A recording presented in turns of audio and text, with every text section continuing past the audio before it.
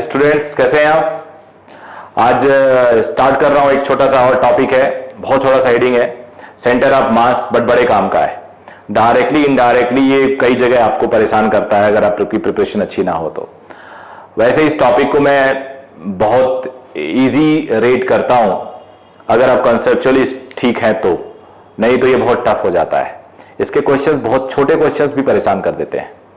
तो आज के लेक्चर के बाद आपको शायद ऐसी दिक्कत नहीं आएगी और उम्मीद कर रहा हूं कि आप ये एकदम आपको आज क्लियर कर दूंगा। मैं कुछ डेरिवेशंस करेंगे, कुछ डायरेक्ट रिजल्ट रखेंगे, बिकॉज डिराइव करना भी इतना ज्यादा जरूरी भी नहीं है आज की डेट में। जहां जरूरी होता है मैं सारा डेरिवेशन बेस्ड ही पढ़ाता हूं, लेकिन जहां जरूरत नहीं है वहां कोई आपको अलग से मैं नहीं बोलूंगा कि आप डिराइव करो। तो चलो स्टार्ट करते हैं। सेंटर ऑफ मास की डेफिनेशन क्या होती है? अक्सर बच्चे बोलते हैं कि it's a position where whole mass of the body can be assumed. अक्सर ऐसे डेफिनेशन दिया जाता है, it's a position where whole mass of the body can be assumed. चलता है। सेंटर ऑफ मास की एक और डेफिनेशन है जो थोड़ा लॉजिकली और टेक्निकली बेटर माना जाता है, उसको बता देता हूं मैं, लिखवा दूंगा। It's a position where moment of all masses is zero. It's a position where moment of all masses is zero, जहां पे नेट मोमेंट जीरो हो, जहां पे हम पूरे बॉडी का मास एज्यूम कर सके, उस पोजीशन को भी सेंटर ऑफ मास कह सकते हैं। सेंटर ऑफ मास एक पोजीशन होगा और वो पोजीशन कई बार बॉडी के अंदर होता है और बॉडी के बाहर भी हो सकता है। जैसे रिंग है, रिंग का सेंटर ऑफ मास रिंग के पेरिफेरल पे नहीं होता। रिंग की बॉडी तो उसकी पेरिफेरल हुई, वो बीच में होता है, तो बॉडी के बाहर भी हो सकता है। ऐसे हॉलो स्फीयर, तो बॉडी के अंदर और बॉडी के बाहर भी हो सकता है सेंटर ऑफ मास। कई बार सेंटर ऑफ मास एज पे भी हो सकता है, तो यहां पे अगर रखो तो ये पूरा होल्ड हो जाएगा उसके अबाउट। तो इसमें इस तरह से कॉन्सेप्ट हम यूज करेंगे। एक और डेफिनेशन होती है सेंटर ऑफ ग्रेविटी। तो सेंटर ऑफ ग्रेविटी और सेंटर ऑफ मास में डिफरेंस होता है। बच्चे सेंटर ऑफ ग्रेविटी और सेंटर ऑफ मास को लेकर कंफ्यूज हो जाते हैं। सेंटर ऑफ ग्रेविटी और सेंटर ऑफ मास सेम होता है अगर gravity is same through out. Like earth के ऊपर आसपास 2-4 किलोमीटर, 1 किलोमीटर, थोड़ी मोड़ी हाइट पे ग्रेविटी को यूनिफॉर्म मानते हैं, तो वहां सेंटर ऑफ मास और सेंटर ऑफ ग्रेविटी सेम होती है। लेकिन अगर आप 100 किलोमीटर, 200 किलोमीटर ऊपर चले जाओ तो वहां ग्रेविटी चेंज होती है, जी की वैल्यू कम होती है, तो वहां सेंटर ऑफ ग्रेविटी कुछ और होगा, सेंटर ऑफ मास कुछ और होगा। तो दोनों ऑलमोस्ट एक जैसे ही होते हैं। तो आज हम लोग पढ़ते हैं for different masses, point masses, system of particles, continuous body, फिर हम लोग उसके न्यूमेरिकल्स करेंगे और बहुत ही जल्दी, मतलब आज चैप्टर क्लास के खत्म होते होते आपको एक कॉन्सेप्ट डेवलपमेंट आ जाएगा आप पे। चलिए स्टार्ट करते हैं। तो यहां पे सेंटर ऑफ मास को it's a position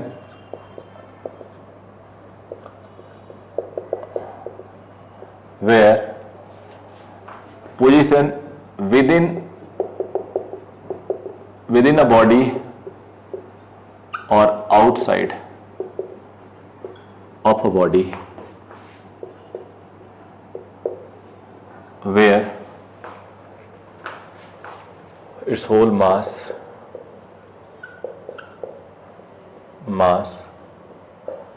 can be assumed. दूसरी डेफिनेशन क्या होती है? इट्स अ पोजीशन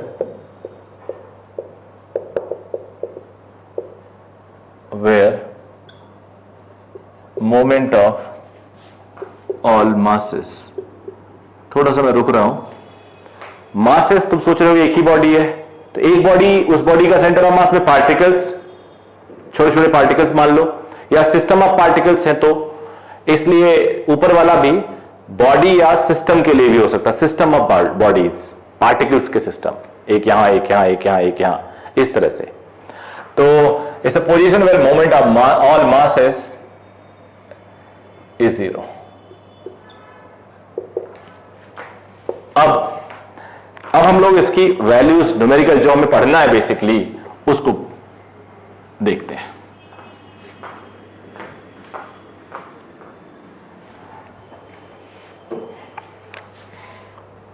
पहला केस फॉर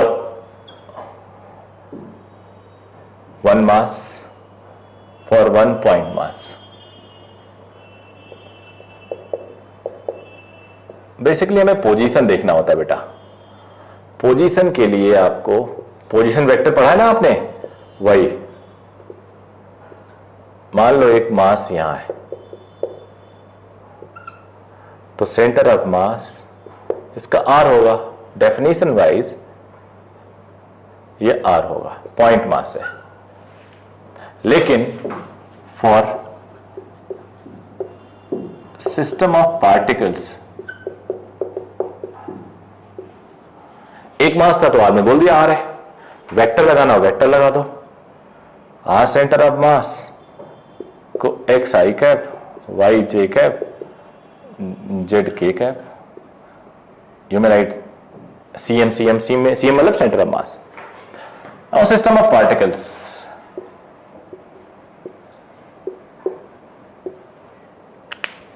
मान लो एक मास यहां है, उसका पोजीशन वेक्टर r1 है, दूसरा मास यहां है, उसका पोजीशन वेक्टर r2 है, तीसरा मास यहां है, उसका पोजीशन वेक्टर ये है।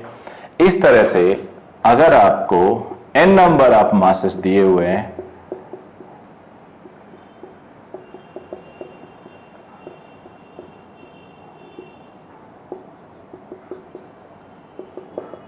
तो ये जनरल इक्वेशन हो गया। समझ गए आप लोग? ये से मोमेंट कहते हैं। मोमेंट किसी को भी r से मल्टीप्लाई कर दो मोमेंट बन जाता है। Moment of force r cross f, moment of momentum r cross p, r into p।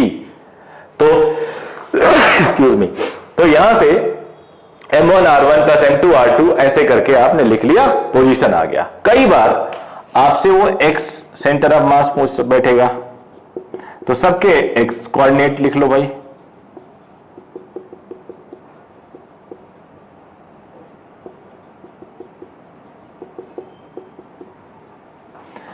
फिर आपसे y कोऑर्डिनेट पूछा जा सकता है।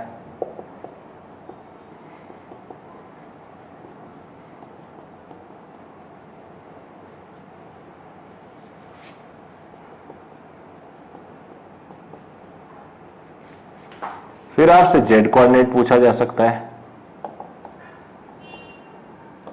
अगर तीनों है नहीं तो दो ही अक्सर दिया जाता है, दो कोऑर्डिनेट।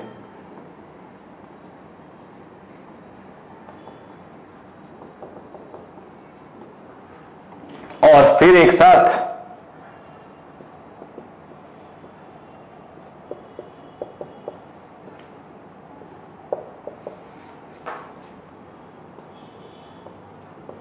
और आपको अगर मैग्नीट्यूड चाहिए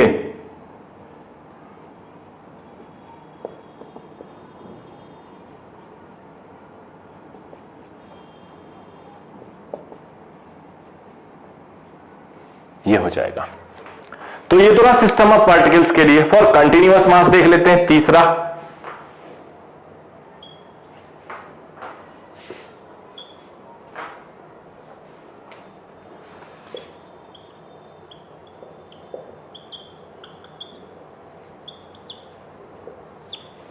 कंटिन्यूअस मास क्या होगा? ये पेन, एक पूरी बॉडी, एक पूरी बॉल या कुछ भी, फैन, ट्यूबलाइट, जो कंटिन्यूअस है, जो पॉइंट नहीं है, जो इसमें डायमेंशन है, 2D है, मे बी 1D है, 3D है। तो ऐसे केस में सेंटर ऑफ, मान लो एक बॉडी है ऐसे ऐसे, and you want to get its position of center of mass, axis is this,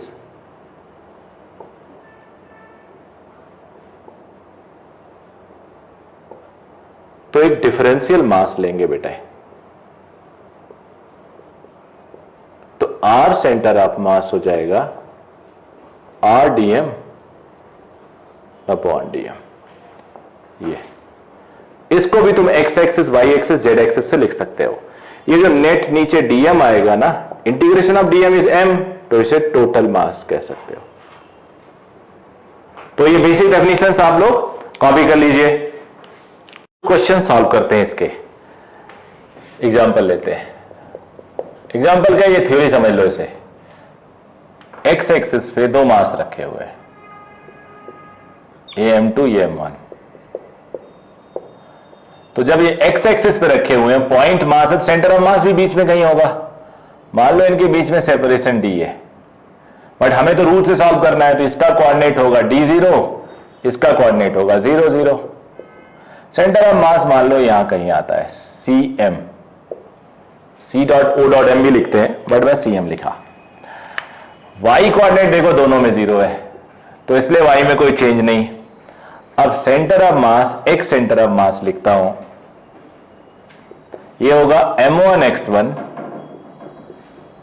m2x2 upon m1 plus m2।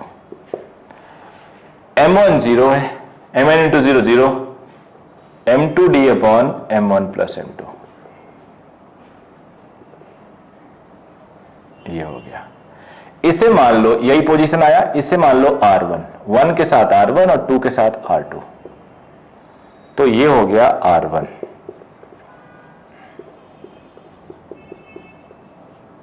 And R2 is D minus R1, because R1 plus R2 क्या है? D है। तो D में से इसको minus करो तो हो जाएगा m1d upon m1 plus m2।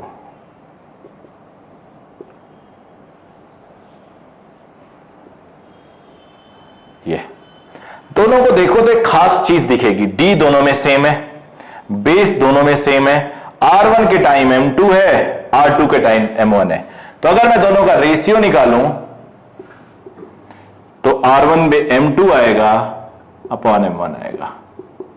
एक मल्टीप्लाई करते हैं, m1 R1 is equal to m2 R2। एक तरफ अगर ले लें, यही तो डेफिनेशन थी, moment of all masses is 0। इधर वाला जितना मोमेंट देगा उतना इधर वाला भी दे देगा, एक तरफ प्लस लिखेंगे एक तरफ माइनस, नेट 0 आया। इसके आगे और क्या लिख सकते हैं? mr कांस्टेंट भी बोल सकते हैं, because m1 R1 is equal to m2 R2, तो R inversely proportional to mass भी बोला जा सकता है। यानी अगर हैवी मास है तो सेंटर ऑफ मास की पोजीशन कम होगी, तो यानी अगर एक बहुत ही हैवी मास और बहुत ही हल्का मास रखा जाए, सेंटर ऑफ मास हैवी की तरफ होगा। इसकी पोजीशन, हैवी मास का पोजीशन उसके क्लोज होता है, हैवी मास का की तरफ सेंटर ऑफ मास का पोजीशन होता है।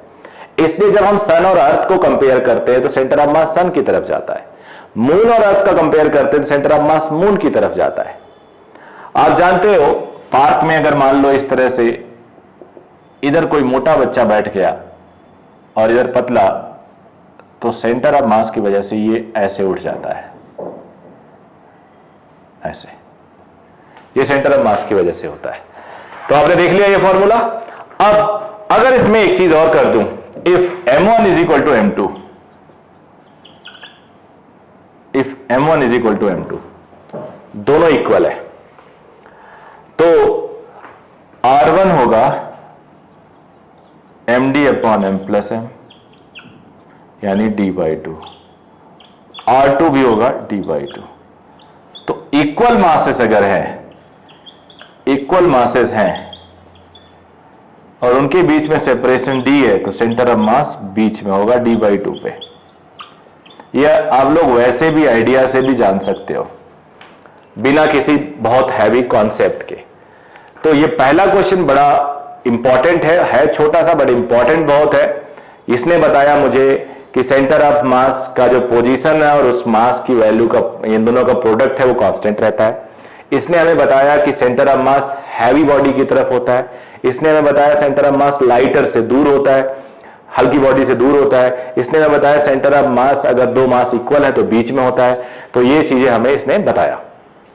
3 क्वेश्चन हम लोग देखते हैं, इससे कॉन्सेप्ट हमारा क्लियर होगा और हम लोग ऑब्जेक्टिव को बेटर तरीके से अप्रोच कर पाएंगे और सही होगा वो। इक्विलेटरल ट्रायंगल पे 3 मासेस रखे हुए हैं, इनकी वैल्यू है 1 kg, 2 kg, 3 kg। Centre of मास बताना है, वेरी इजी। स्क्वायर के कोने पे 4 masses 1 kg, 2 kg, 3 kg, 4 kg और यहां 4 बॉक्सेस हैं। इसको थोड़ा जब सॉल्व करूंगा तब बताऊंगा। इनका सेंटर ऑफ मास, तो सबकी पोजीशन निकाल लेते हैं। 0 0, 2 मीटर पे है तो 2 0। ये इक्विलेटरल ट्रायंगल है तो अगर लाइन ड्रॉ करोगे तो बीच में आएगा, बीच में आएगा यानी इधर x1 है और y निकालने के लिए पाइथागोरस थ्योरम अप्लाई कर देते हैं। 2 का स्क्वायर माइनस 1 का स्क्वायर √3, तो इसका कोऑर्डिनेट होगा 1 √3। 1√3। अब पोजीशन ऑफ सेंटर ऑफ मास निकालते हैं। X centre of mass, m1 x1, m2 x2, ये देखो m3 x3, m1 plus m2 plus m3, तो 0 प्लस 4 प्लस 3,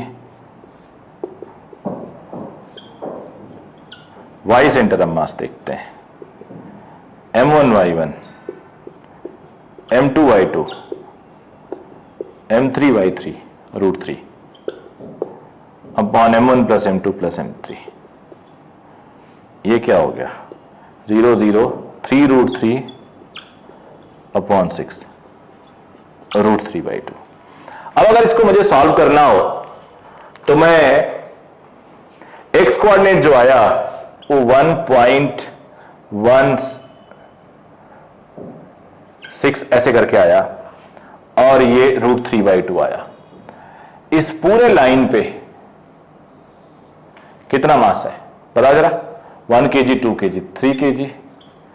इस पूरे लाइन पे कितना मास है, 3 kg। तो ये दोनों 3 3 है, तो सेंटर ऑफ मास बीच वाली लाइन पे लाई करेगा कि नहीं करेगा, बीच वाली लाइन यानी y/2, y आया √3 तो √3/2 होगा y सेंटर ऑफ मास।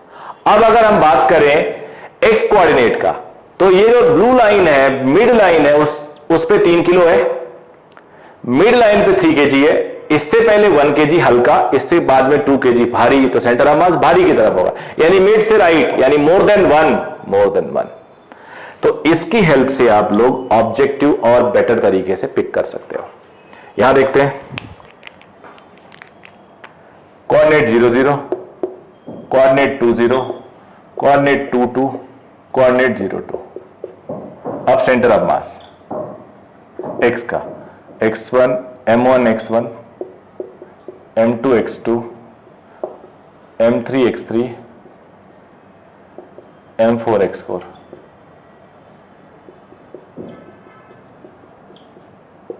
ये 0, 4 प्लस 3, 4 प्लस 6 प्लस 0 अपॉन 10, तो 1। y centre of mass m1 y1, m2 y2, m3 y3, m4 y4, total 10 लिख दिया। ये 0, 6 प्लस 8 अपॉन 10, 14 अपॉन 10, 1.4। इसको जरा देखते हैं हाउ टू टैकल इट। इसको ऐसे टैकल करेंगे, इधर 5 kg, इधर भी 5 kg, देखो 3 प्लस 2 4 प्लस 1, 5 और 5, तो सेंटर ऑफ मास बीच वाली लाइन पे, यानी 2 है, 2 का आधा 1, तो x सेंटर ऑफ मास 1।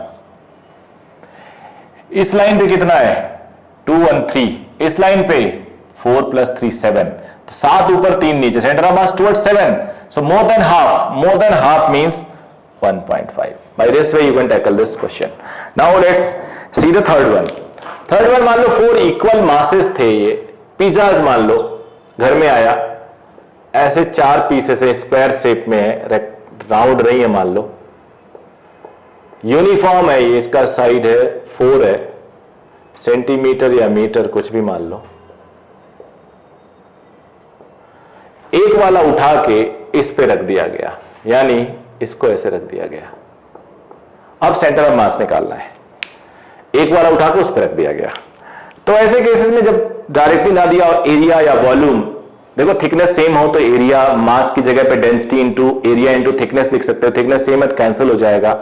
तो जो formula m1 x1 plus m2 x2 plus m3 x3 upon m1 plus m2 plus m3 देखते हो, that can be converted into volume if density is same, v1 x1 plus v2 x2 plus v3 x3 upon v1 plus v2 plus v3, and if thickness is same you may write a1 x1 plus a2 x2 plus a3 x3 upon a1 plus a2 plus a3, ऐसा भी कर सकते हो। तो यहां पे हो गया m मास, यहां हो गया m मास, बीच में एकदम ज्योमेट्रिक सेंटर है बिकॉज ये यूनिफॉर्म में दे रखा था, ये 2m मास होगा।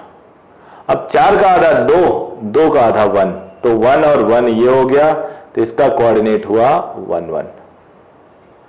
इसका कोऑर्डिनेट 1 x में होगा, हाइट में ये देखो 2 ये हो गया और 1 ये 3, तो 1 और 3, और इसका कोऑर्डिनेट 2 और 1 3 3 3, ये हो गया 3 3। अब हमारे पास 2m मास यहां है, m मास यहां है, m मास यहां है, तो x centre of mass 2m into 1, इसको m into 1, m into 3, total 4m मास। एरिया भी लिख सकते थे, तो 2 प्लस 3 3 6m, और ये हो गया 1.5 सेंटीमीटर मान लो। y centre of mass 2m into 1, m into 3, m into 3 upon 4m, तो 3 3 6 2 8, 8 अपॉन 4 2 सेंटीमीटर। जरा देखते हैं, यहां पे 3m मास था और यहां m मास था, तो naturally centre of mass towards 3m, तो आधे से कम, आधा 2 था, 2 से कम 1.5, बट नीचे वाली लेन में 2m मास, ऊपर वाली लेन में 2m मास, तो सेंटर ऑफ मास बीच में विच इज 2, तो 4 का आधा क्या हुआ 2। इसको भी आप लोग अच्छे से कॉपी करिए। अब बेटा मान लो आपको एक वेरिएबल रॉड दिया हुआ है, वेरिएबल मास दिया हुआ है, एक रॉड दिया हुआ है,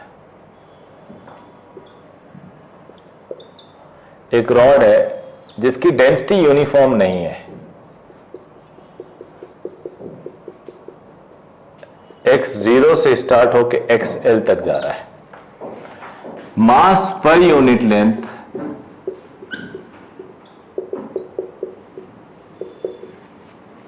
is given as, ये है a plus bx, where a and b are positive constant। Mass per unit length है बेटा, इसका सेंटर ऑफ मास, यानी जरा समझो मतलब, जब x 0 है तो मास पर यूनिट लेंथ a है, x 1 है तो a प्लस b है, x 2 है तो a प्लस 2b, इस तरह से बढ़ता जा रहा है। अब ऐसे एज्यूम कर सकते हो इधर हल्का ऑब्जेक्ट इधर हैवी होता जा रहा है, सपोज करो यहां एल्यूमिनियम है, फिर यहां आयरन हो गया, फिर और हैवी डेंसिटी, इस तरह से। तो अब इसको सॉल्व करने के लिए हमें कुछ ज्यादा नहीं दिमाग लगाना है, mass per unit length dm upon dx भी लिखते हैं हम इसको, इज a प्लस bx, तो dm हो जाएगा बेटा a plus bx into dx। याद रखना इस तरह से। तो एक छोटा सा डिफरेंशियल मास लिया, let it be dm at x distance whose length thickness is dx, तो centre of mass since x direction में ही है, वन डायमेंशन है, x dm अपॉन dm, 0 से l लिमिट होगा, 0 से l लिमिट होगा, x dm होगा a प्लस bx dx, और ये a plus bx dx, limit 0 से l, 0 से l। अब ये a एक एक करके डिफरेंशिएट करते हैं, इंटीग्रेट करते हैं।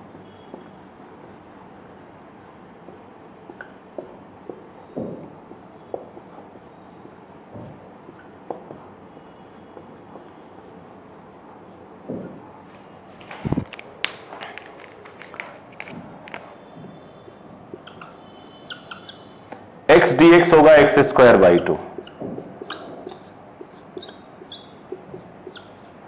एक्स स्क्वायर होगा एक्स क्यूब बाई 3, dx का सिर्फ x हो जाएगा, x dx का एक्स स्क्वायर बाई 2, तो ये हो गया al square by 2, bl cube by 3, al plus bl square by 2। अब l कॉमन ले लो, l स्क्वायर कॉमन आएगा, और ये 3a प्लस 2bl, यहां पे l कॉमन आएगा, 2a प्लस bl अपॉन 2, एक गया, 3 से कैंसिल हो जाएगा, 2 इंटू 3, तो ये होगा 3a plus 2bl into l upon 2a plus Bl। तो ये क्वेश्चन था एक वेरिएबल मास सिस्टम पे। अब मैं आपको कुछ स्ट्रक्चर दे रहा हूं, उसका सेंटर ऑफ मास लिखता हूं, वो याद कर लोगे तो बेटर होगा, फिर उसके एप्लीकेशंस कैसे हो सकते हैं ये मैं बताता हूं। कॉपी करिए इसको। तो बच्चों कुछ शेप दे दिया मैंने, अगर ये शेप आपको पता हो तो थोड़ा इजी हो जाता है क्वेश्चन सॉल्व करना। कंप्लीट रिंग अगर दिया जाए तो सेंटर है, कंप्लीट डिस्क सेंटर है, कंप्लीट हॉलो स्फीयर सेंटर है, कंप्लीट स्फीयर सॉलिड स्फीयर का सेंटर है। लेकिन अगर आधा हो तो क्या होगा? आधा रिंग का मास अगर m है, रेडियस r है, मास की जरूरत तो पड़ती नहीं, कैंसिल हो जाता है। लेकिन यूनिफॉर्म रिंग है तो सेंटर ऑफ मास डायमीटर से 2r/π पे होता है। वैसे इसका एक और फॉर्मूला होता है, अगर मान लो सर्कुलर आर्क है ये यूनिफॉर्म, इन सब का डेरिवेशन नहीं बता रहा हूं,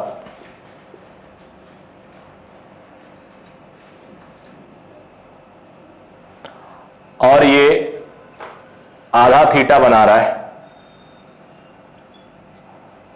तो सेंटर ऑफ मास मान लो ये है, O पॉइंट से इसकी हाइट r sin θ/θ होती है। जैसे इसके केस में थीटा इज π/2, बिकॉज आधा है, थीटा ले रहा हूं, तो सेंटर ऑफ मास की height r sin 90/90, sin 91 2r/π। तो ये याद कर लो, ज्यादा सही है। डिस्क का 4r/3π, इसका भी मेरे पास शॉर्टकट है, एक r के लिए फॉर्मूला है। मान लो ये सेंटर ऑफ मास है, O पॉइंट से height of centre of mass hc लिख देते हैं, ये हो गया 2r sin 2/3 लिख लो, r sin θ/θ। ये थीटा आधा एंगल है, ये थीटा बेटा आधा एंगल है। तो कंप्लीट के लिए थीटा क्या होगा? π/2, जरा पुट करो साइन π/2, तो 1, ये π/2 2 ऊपर चला जाएगा, 4r/3π, देखो आ गया। हेमिस्फीयर का बिल्कुल बीच में r/2 याद कर लो, ये 3r/8। इसके क्वेश्चंस कई बार एडवांस में पूछे गए हैं, जेई एडवांस में, डायरेक्ट मतलब एप्लीकेशन। वैसे तो डायरेक्ट आप बता सकते हो, ये से तो मेडिकल में भी आते हैं, जेई मेंस में भी आते हैं। अगर ट्रायंगुलर प्लेट है तो सीधे जो आप मीडियन कट करता है h/3 बेस से, 2h/3 ऊपर से। अगर सॉलिड कोन है तो 3h/4 ऊपर से, h/4 नीचे से। तो इस तरह से आपने देख लिया। अब एक क्वेश्चन और मैं इसी पे एक क्वेश्चन करवा देता हूं, इसको बिना मिटाए। वो क्वेश्चन देखिए, मान लो ये एक क्यूब है, साइड ए है, डेंसिटी ρ1 है, एक सॉलिड स्फीयर है जिसका डायमीटर a है,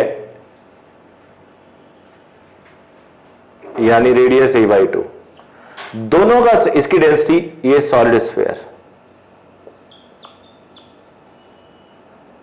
इसकी डेंसिटी ρ2 है।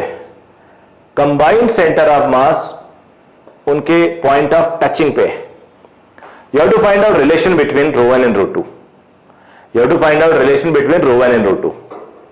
तो बेटा यूनिफॉर्म बॉडी है, सिंपल है, इसका सेंटर ऑफ मास यहां है, इसका सेंटर ऑफ मास यहां है, इसका r centre of mass 1, r centre of मास 2, तो m1 r1 एक का सेंटर ऑफ मास के अबाउट, m2 r2 दूसरे का।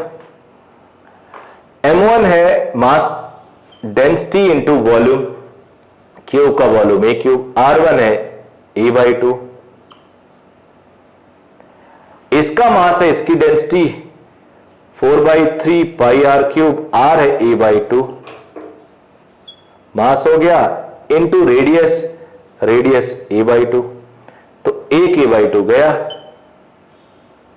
a³ और a³ चला जाएगा, तो ये आएगा ρ1 इज इक्वल टू 4/3 पाई, ए तो चला गया बाई 2, 8 हो जाएगा ये 2, तो 6ρ1 पाई ρ2 आया। अगर तुम्हें रेशियो पूछा गया होता तो π/6 आता। एक बार चेक कर लेते कहीं गलती तो नहीं की। मास डेंसिटी इंटू वॉल्यूम, इसका volume a cube, distance centre of mass a/2, density into volume 4/3 pi, r is a/2 cube into a/2, a/2 गया, a क्यूब से चला जाएगा बट 2 का क्यूब बचेगा विच इज 8, तो 4/8 दैट इज 4/2, 3 ऑलरेडी है, π/6 हो गया, 6 इधर, ये आंसर। तो आपने देख लिया इस पे बेस्ड कैसे क्वेश्चंस आपसे पूछे जा सकते हैं।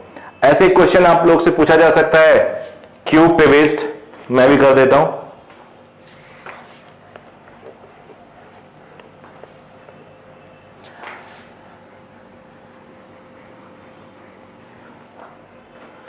Solid cube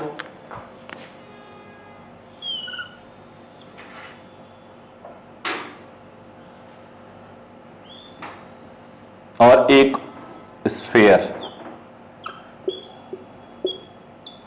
solid cube, solid sphere,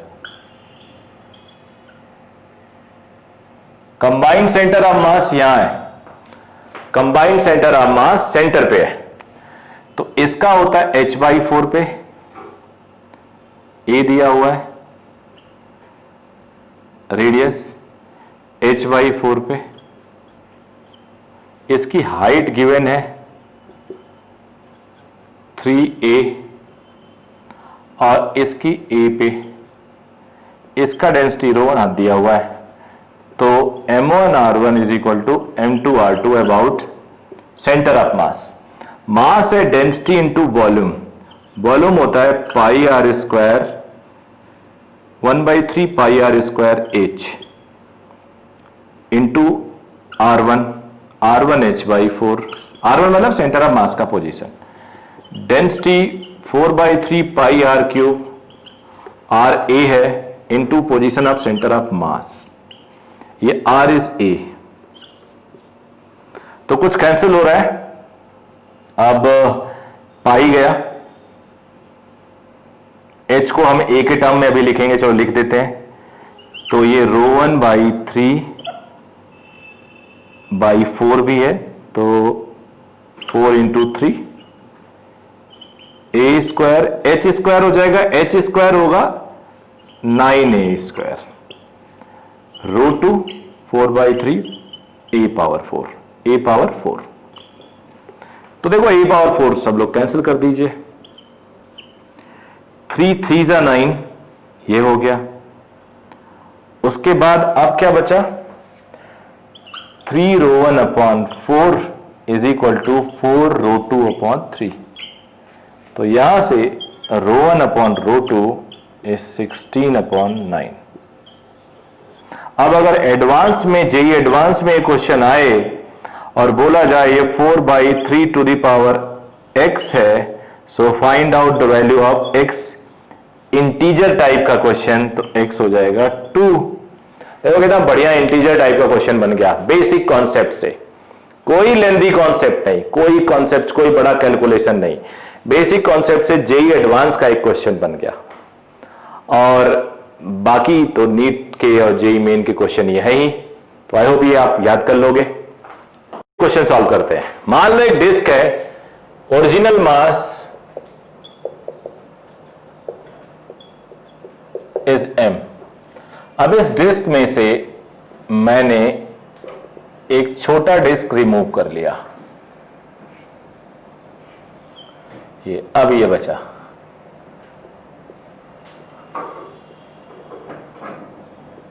तो इसका रिमेनिंग मास बताना है, मान लो XY एक्सिस और सेंटर ऑफ मास की पोजीशन। तो बेटा एक बात बताओ, किसी भी तरफ अगर एक चीज हल्का कर दूं तो सेंटर ऑफ मास हैवी की तरफ चला जाएगा, सिंपल सी बात है, तो सेंटर ऑफ मास पीछे आ जाएगा, ओरिजिन से पीछे आ जाएगा। अगर मैं ऊपर हल्का करता हूं सेंटर ऑफ मास नीचे आ जाएगा, नीचे हल्का करूंगा तो ऊपर चला जाएगा, लेफ्ट में हल्का करूंगा तो राइट में चला जाएगा। तो सेंटर ऑफ मास जो है, सेंटर ऑफ मास जो है वो डिपेंड करता है मास डिस्ट्रीब्यूशन पे। अब इतना मास हटा दिया, अब इसको मास, पहले तो मास निकाले। मान लो इसका रेडियस आर है, मान लो क्या गिवन है रेडियस आर, तो अब r/2 रेडियस का हमने डिस्क निकाल लिया, r/2 रेडियस का, बिकॉज r रेडियस का डायमीटर है। तो हमें अब ऐसे लिखना होगा mass of pi R square is equal to m area, then mass of one area is m by pi r square, then mass of pi r/2 square area is how much?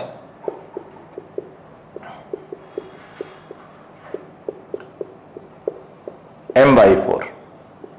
तो m/4 मास निकाल लिया गया, तो बचा कितना, m में से m/4 minus करो,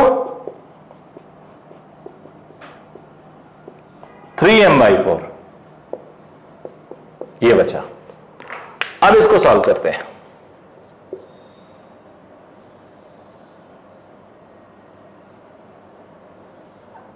ऐसे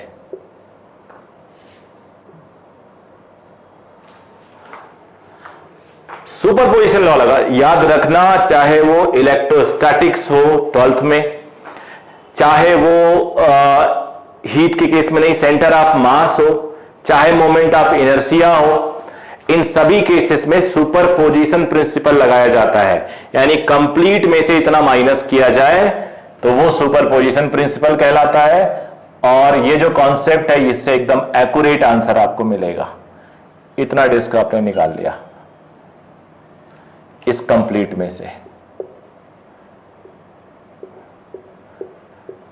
कंप्लीट में से आपने इतना मास हटा लिया। चाहो तो इसको प्लस लिख के इसको m/4 लिख दो, बिल्कुल ऐसे कर सकते हो, या बीच में माइनस कर लो।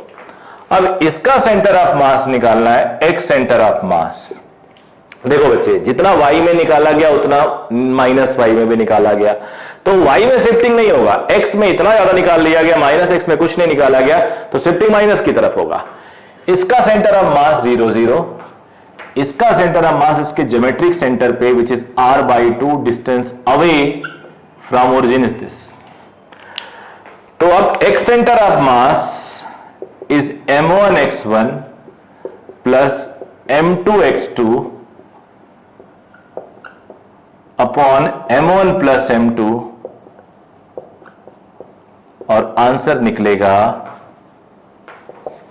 -mr/8 upon 3m/4 r/6। क्या आंसर हो गया? -r/6। तो इसका मास m, इसका m/4, इसका m। आई होप कॉपी कर लिया होगा आपने।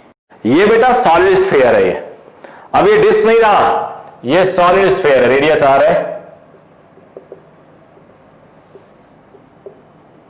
Solid sphere. इतना कट कर लिया गया तो रिमेनिंग मास बतानी है और पोजीशन ऑफ सेंटर ऑफ मास बताना। तो कॉन्सेप्ट आपको पता वही होगा।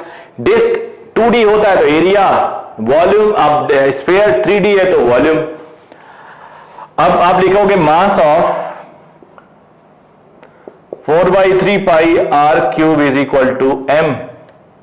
यूनिटरी मेथड से mass of one area is, one volume is, इसे आप डेंसिटी बोल दीजिए, then mass of 4/3 pi r/2 part जो निकाला गया इसका m upon 4/3 pi r cube into 4/3 pi r/2 का क्यूब, ये m/8। या तो ये बचा है m/8। ये आई एम सॉरी, m में से m/8 माइनस करोगे तो 7m/8, ये m और ये m/8 माइनस लिख लो बिकॉज यहां प्लस लिखा है। इसका पोजीशन 0 0, इसका पोजीशन सेंटर ऑफ मास का r/2 0।